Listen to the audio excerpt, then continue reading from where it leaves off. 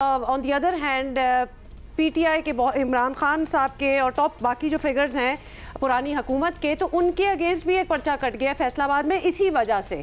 अब ये थोड़ा सा ओवरकिल में नहीं आ रहा इस बात को, अब इस पे केस करना, एफआईआर कटवाना, ये क्या आपको लग रहा है कि ये सही है पीएमएलएन की तरफ से करना, या फिर ये खैर किया तो एक आम शहरियों ने ही है, लेकिन ये बहुत ओवरकिल नहीं हो रहा उसके रिएक्शन में कि जी आओ केस कर दें?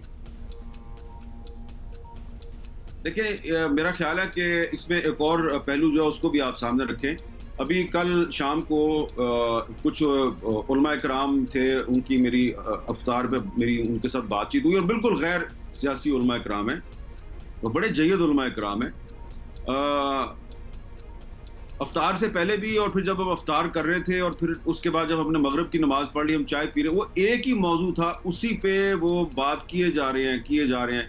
और मुझे वो बता रहे थे कि अगले जुमे को, यानी कि जो जुमा आने वाला है, जो ईद के बाद जुमा आएगा, तो उन्होंने कहा जी अगले जुमे को हम कोशिश करेंगे कि मुल्क भर की जो मसाजिद हैं उसमें उलमा इकराम इस मामले पर कुछ स्टैंड लें कि ये हम पाकिस्तान के इस्लाम के नाम पे बना था, पाकिस्तान के मुसलमानों के साथ बड़ी ज्यादती हुई है, उनकी बड़ी उनकी तौहीन हो गया है कि जो वाकया हुआ है, और इमरान खान इसकी मजम्मत क्यों नहीं करे। तो ये वाकया, ये हुकूमत को छोड़ दें कि उसने एफआईआर क्यों दर्ज करी है। मुझे लग रहा है कि ये मामला जो है, इसकी नौयत जो है, इसकी जो नज़ाकत है, उसको इमरान खान साहब अभी तक समझ नहीं पाए। वो ये समझ रहे हैं कि मैं बड़ा पॉपुलर हूँ, और ये जो वाकया वहाँ पे हुआ है, इसमें शेख राशिद शफीक ने वहाँ पे खड़े होकर जो वीडियो जारी कर दिया, तो उसके बाद पूरी पाकिस्तान के अवाम जो है वो मेरे मौक़िफ़ के हामी है। ऐसी बात नहीं है। मैं कितने उलमा के नाम ले सकता हूँ कि जिनके साथ मेरी बात हुई है और जो इसकी मजम्मत कर रहे हैं। अब जी, मजम्मत भी कर रहे हैं आप। जुमे के खुतबात की बात कर रहे थे अमीर साहब। मैं भी जिस जुम्मतुल विदा मैंने भी जहाँ पढ़ा, वो भी एक गैर सियासी आलिम है और एक कराची का एक पॉश इलाका है, वहाँ पे भी इस वाक़े का तस्करा था और तमाम लोग जो बैठे हुए थे, और उस पॉश इलाके में बड़ी तादाद पाकिस्तान तहरीक इंसाफ के सपोर्टर्स की भी है। उन तमाम लोगों से मौलवी साहब ने सवाल भी किया और सब ने इस वाक़े की मजम्मत की। अब ये बताइए, लेकिन at the same time Mir साहब, हमने बहुत कुछ भुगता है इस ये जो है ना तौहीन के इल्ज़ामात, और इस सारी सूरत हाल में रिलीजन कार्ड का भी इस्तेमाल कहा जाता है इसे।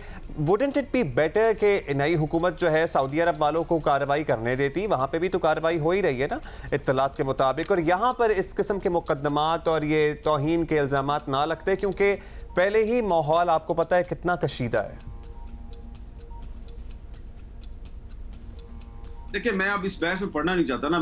मैंने आपको शुरू में एक बात कह दी कि अगर इमरान खान साहब इसकी मजम्मत कर देते तो मामला जो है वो खत्म हो जाता, और मैं भी इस पोजीशन में होता कि जी एक मैं वाज़ेह तौर पे स्टैंड लूं कि भाई आप गलत करें, आपको ऐसा नहीं करना चाहिए। अब इमरान खान साहब उसको गलत समझ ही नहीं रहे, वो कह रहे हैं कि नहीं ये जो है ये अवामी रद्द-ए-अमल है। तो अब अगला जो जुमा आ रहा है, ईद के बाद का जो जुमा है, उसमें अगर उलमा इकराम जो है वो इस पे तकरीरें शुरू कर दें और जुलूस निकालने शुरू कर दें, तो राना सनाउल्लाह फंस जाएगा।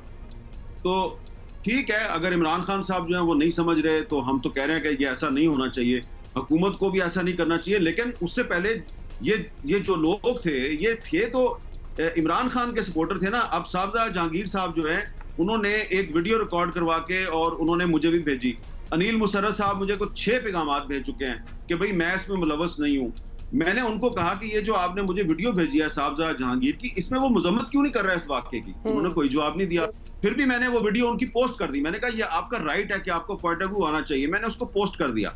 लेकिन मैं बार बार एक ही गुजारिश कर रहा हूँ कि अब मैं जो है वो मैं तो एक जर्नलिस्ट हूँ भाई, मैं कोई सियासतदान तो नहीं हूँ कि मैं कहूँ जी वो इमरान खान जो है उसके साथ बड़ा जुल्म हो गया, बड़ी ज्यादती हो गया। भाई वो जब उस वाक़े की मजम्मत ही नहीं कर रहा, तो मैं क्या स्टैंड लूँ? चलो एक और वाक़े की बात करते हैं। मूविंग ऑन मीर साहब, अब खान साहब का उन्होंने लॉन्ग मार्च की एक कॉल दी है, और वो भी चांद रात की। उन्होंने कहा है कि चांद रात तैयारी होता है। जी बिल्कुल, आज रात हो या कल रात, चांद रात का भी पता थोड़ी होता है। झंडे लेके शुगल करेंगे तो लोग। ये नहीं, ये शुगल वहाँ शुगल नहीं होता ना, वहाँ चीजें जरा आगे चली जाती हैं। तो क्या कहेंगे आप इस लॉन्ग मार्च का, कि अब नौजवान जो हैं वो कोई भी मौका देख के, मतलब वो अपने पॉलिटिकल स्लोगनेरिंग पे निकल जाए, मतलब उनका काम ही है कि उनको ये आरे लगा देना, ईद त्योहार कुछ भी गले मिलना, चांद रात मनाना, तो कुछ गैर सियासी नहीं, बिल्कुल याद दिलाते रहे कि जी हम किस कॉज के लिए इधर हैं। देखिए, ये चांद रात पे कर रहे हैं या नहीं कर रहे, ये उनकी पार्टी का डिसीजन है, उनको राइट है ये करना। और अगर वो लॉन्ग मार्च भी कर रहे हैं तो मैं समझता हूँ कि ये भी उनका राइट है। उनको लॉन्ग मार्च करना चाहिए। अगर वो समझते हैं कि हम लॉन्ग मार्च करके नए इलेक्शन करवा लेंगे तो वो करें। उन्होंने 2014 में भी किया था।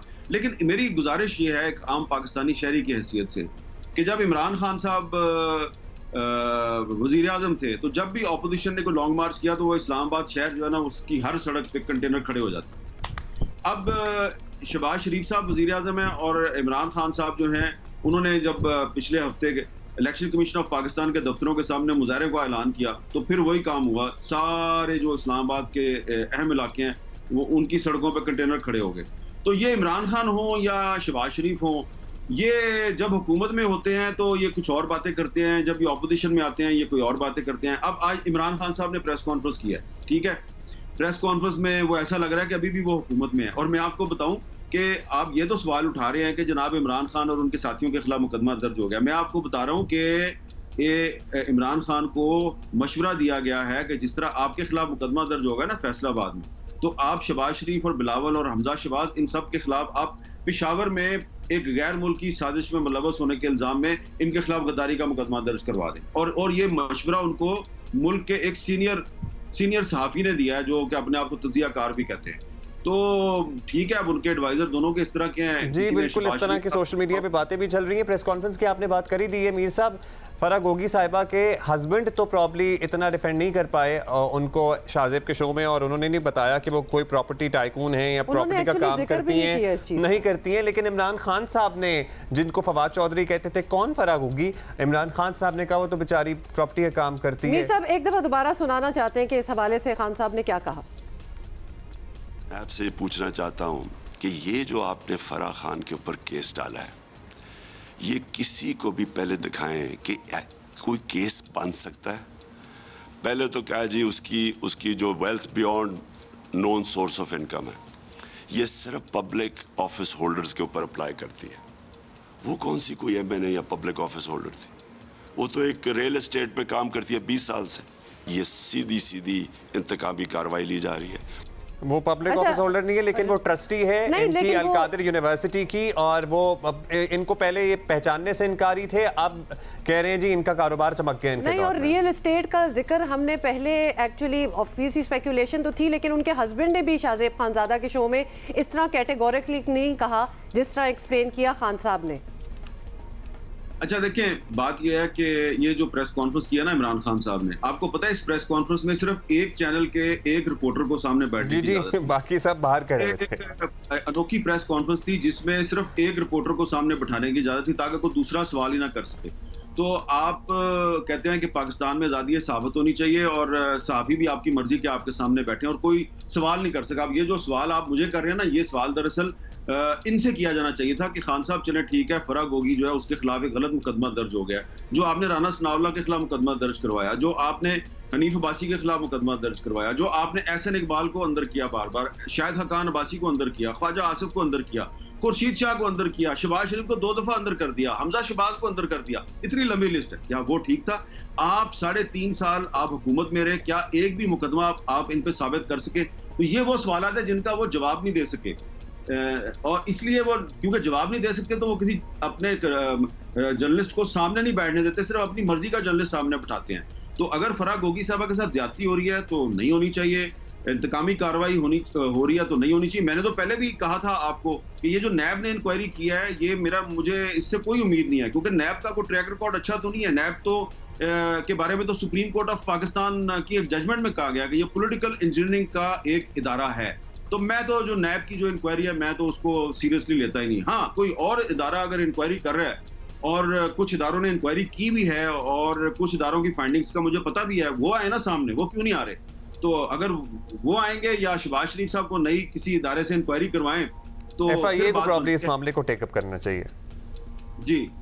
इसलिए लेकिन अगर इस हुकूमत के कहने पे नैब जो है वो फराह गोगी या किसी और के खिलाफ कोई इंतकामी कार्रवाई कर रही है तो वो गलत है, वो नहीं होनी चाहिए। लेकिन ये वही कर रही है हुकूमत जो इमरान खान इस अपनी ऑपोजिशन के खिलाफ कर रहे थे। तो मैं ये कहूंगा मुख्तसरन कि शहबाज शरीफ साहब जो हैं वो इमरान खान ना बने, वरना उनका अंजाम भी इमरान खान जैसा ही होगा।